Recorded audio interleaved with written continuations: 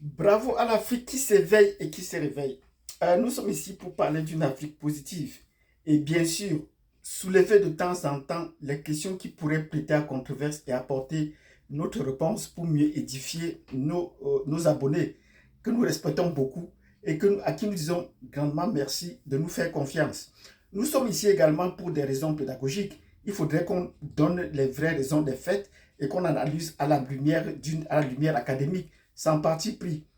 Personnellement, je n'appartiens à aucun parti politique. Je ne suis pas un activiste.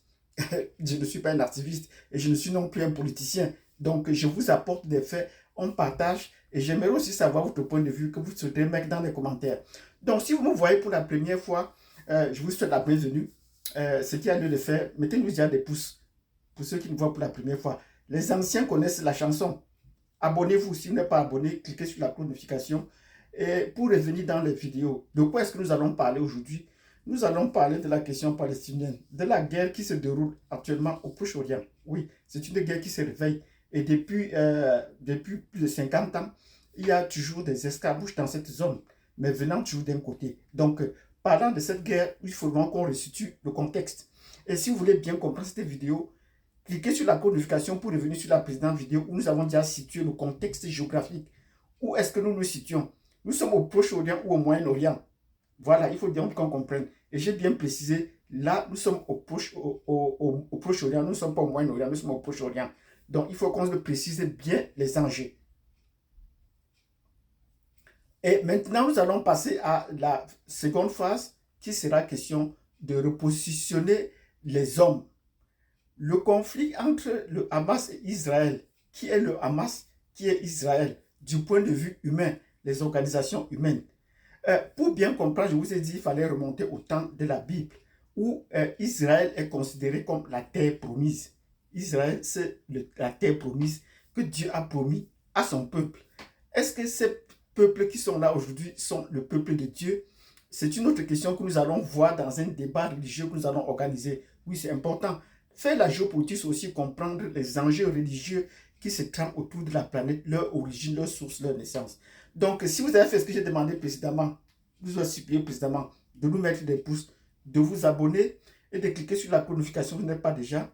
Et que ceux qui n'ont pas suivi la précédente vidéo vont sur la précédente vidéo pour voir l'organisation géographique que les Européens tracent. Ils dessinent les régions du monde suivant leur convenance. Donc, le Proche-Orient ou le Moyen-Orient sont une fabrication des Européens. C'est une région qui n'existe nulle part ailleurs. Ce n'est pas une zone géographique avec des situations géographiques particulières. D'ailleurs, même quand on passe du Proche-Orient et du Moyen-Orient, on y va à pied. On traverse les régions géographiques. Il n'y a pas de limite particulière. Mais par contre, si on remonte dans le temps, la région partant du Nil jusqu'au Tigre et l'Euphrate, ces régions-là, on les parcourait à pied et les peuples avaient presque la même culture. Donc, il faut qu'on se le dise très bien et que les gens voient et regardent encore sur la carte. Nous allons peut-être faire des vidéos spéciales qu'on va mettre pour ceux qui vont nous joindre pour qu'ils essaient de voir sur la carte comment se présente effectivement cette zone. Donc, le peuple qui est là, pour bien comprendre les origines des peuples qui se trouvent aujourd'hui et qui s'affrontent depuis plus de 50 ans dans cette zone, il faudrait remonter au temps biblique. Le peuple de Dieu, c'est qui? C'est la Bible seule qui peut nous dire qui est le peuple de Dieu, nous donner les caractéristiques. Mais là, les Européens vont vous dessiner certaines caractéristiques qui sont les leurs. Même en lisant la Bible, ils vont vous expliquer autrement les choses. Donc, le peuple de Dieu, retournons à la Bible et on va prendre des séquences dans la Bible pour lire, pour savoir qui sont le peuple de Dieu. Ça, c'est ce que la Bible doit nous donner. Et nous n'allons pas passer aux explications européennes, nous allons nous appuyer effectivement sur ce que la Bible dit. Je vous ai dit précédemment, je ne suis pas un activiste, je ne suis non plus un politicien. Mais parfois, quand je lis la Bible, quand nous lisons la Bible d'un point de vue académique, parce que nous avons aussi fait l'histoire des religions, on se rend compte que ce qui est écrit dans la Bible, les Européens l'expliquent autrement. Donc, si on doit reprendre certains passages de la Bible, on doit voir quelles sont les désignations, les critères que Dieu avait dit pour son peuple. Comment est-ce que vous reconnaîtrez mon peuple? Mais est-ce que ces gens-là qu'on retrouve aujourd'hui là-bas? Non. Les gens qu'on retrouve aujourd'hui en Palestine ou à Israël sont les peuples tels que dessinés par les Européens. C'est la narration qui définit ces peuples comme le peuple ayant pas à ces régions, pourtant ils n'y sont pas. Donc nous allons revenir, nous allons repositionner ces deux peuples. Le peuple d'Israël qui est là actuellement, ce sont des peuples essentiellement venus d'Europe. Mais on ne sait pas à quel moment est-ce qu'ils ont quitté la terre d'Israël. Le moment où on les a chassés, comment est-ce qu'ils sont partis? Dans les pays qui sont un peu plus sérieux comme en Russie, des gens se réclament étant originaires du peuple d'Israël. Pourtant, ils n'y sont pas. Ce n'est pas parce que vous avez adopté une culture, ce n'est pas parce que vous avez adopté une religion que vous faites partie du peuple élu. Donc, c'est de ça qu'on va voir. En face, nous avons des gens qu'on appelle des Palestiniens, qui sont plus de culture musulmane, qui sont plus des Arabes et de culture musulmane. Mais est-ce que ces peuples-là également sont les peuples originaires de cet endroit?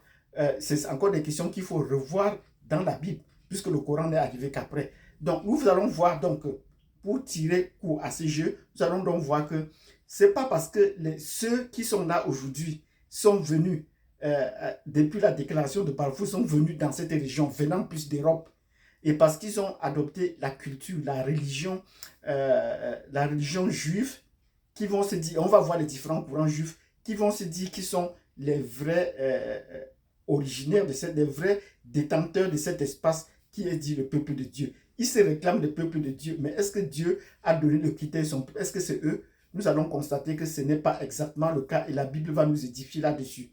Le peuple des Palestiniens qui se réclament plus arabes, est-ce que le peuple arabe était comme ça quand on remontait au cours des temps? On va encore retrouver que ce n'est pas. Donc vous trouvez qu'il y a deux peuples qui s'affrontent, mais qui ne sont ni l'un ni l'autre les vrais détenteurs, les vrais propriétaires de cette zone. Donc ils se réclament les principaux propriétaires. Ni l'un ni l'autre ne font partie de ça. On va voir donc ces différents peuples pour comprendre la situation. Donc ça, c'est un briefing que je vous apporte pour dire que ni le peuple palestinien, ni le peuple israélien ne sont les vrais propriétaires de cette zone. Et il faut que retourner dans les origines bibliques pour essayer de comprendre. Et là, je vais attirer votre attention. Nous souhaiterons que vous apportez des éléments probants pour qu'on essaie de nourrir des échanges pour bien comprendre. Peut-être que nous nous trompons, mais nous allons juste apporter des faits et dire, voilà comment se présente le peuple israélien, voilà comment se présente le peuple palestinien, et voilà qui en est. Donc maintenant, nous allons passer, si on a déjà franchi cette base, nous allons maintenant passer au ce peuple, pourquoi est-ce qu'il s'affronte depuis peu. Et nous allons dire beaucoup de courage au peuple palestinien. Parce que pour le moment, c'est eux les premiers à prendre les avances. Après l'attaque de Hamas, d'où leur sont venues les armes, comment est-ce qu'ils se sont organisés pour attaquer. Et nous leur disons courage parce que c'est la première fois qu'ils attaquent. Ils n'ont eu depuis plus de 50 ans qu'à subir. Donc la nouvelle génération a grandi et a décidé, comme en Afrique, et a décidé à prendre les taureaux par les cornes, de ne plus rester et attendre les résolutions des Nations Unies qui n'ont jamais porté. Les Nations Unies ont déjà dit des choses plusieurs fois sur la question palestinienne, face au massacre, face au bafouement des lois, mais rien n'a changé. Les résolutions des Nations Unies, Israël ne les respecte jamais parce qu'ils ont le support des grandes puissances, notamment des États-Unis. Et vous connaissez sous l'ancien président des États-Unis, on a déplacé la capitale d'Israël à